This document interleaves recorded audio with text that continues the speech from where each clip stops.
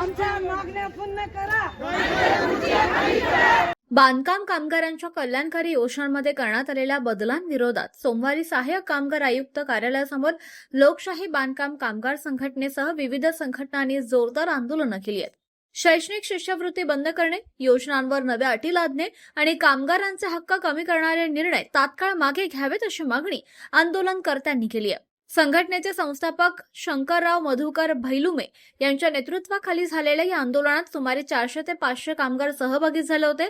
आंदोलनानंतर सहाय्यक कामगार आयुक्त रेवणनाथ भिसले यांना निवेदन देण्यात आले।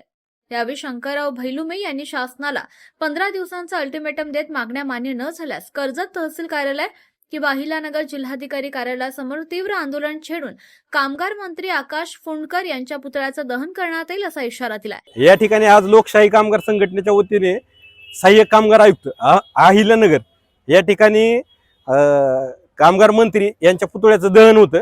कारण बांधकाम कामगारातले जेवढे कामगार आहेत तर तेवढ्या कामगारांना गव्हर्नमेंटने काय केलंय, सगळ्या योजना बंद केल्यात, नावाला बंद केलेत, चालू आहे म्हणतात पण बंद करून टाकलेत।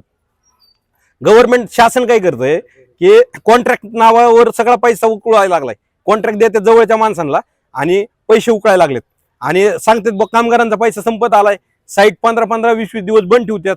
आता तुम्हाला सांगतो मेडिकलचा इश्यू असतो एखाद्या गोरगरीब कामगाराचा, तर त्या कामगारांनी जायचं कुठं, आधी जाहिरात करतात जबरदस्त की कामगारांना ही योजना फ्री आहे, ती योजना फ्री आहे। आज हॉस्पिटलमध्ये असा प्रॉब्लेम आहे, काही काही जणांच्या गुडघ्याच्या वाटेंचं ऑपरेशन करायचं बघा, तर ती लोक कामगार मंत्र्याला विचारत नाहीत, ती लोक मंत्र्याला विचारत नाहीत किंवा शासनाला विचारत नाहीत, ते सचिवाला विचारत नाहीत, तर ते विचारतात कुणाला, युनियनवाल्यांना। आता युनियनवाल्यांनी 1000 वेळा पत्र व्यवहार केला तरी कामगार मंत्र्यांना घाम फुटत नाही, सचिवांना घाम फुटत नाही। त्याच्यासाठी आज हे सगळे कामगार आलते, पण काय झालंय, पोलीस प्रशासन आणि लेबर कमिशनर आणि काय अधिकारी यांनी आम्हाला समजून सांगितलं पुतळ्याचं दहन करू नका, तुम्हाला एक 15 दिवसाच्या आसपास साईट चालू होईल।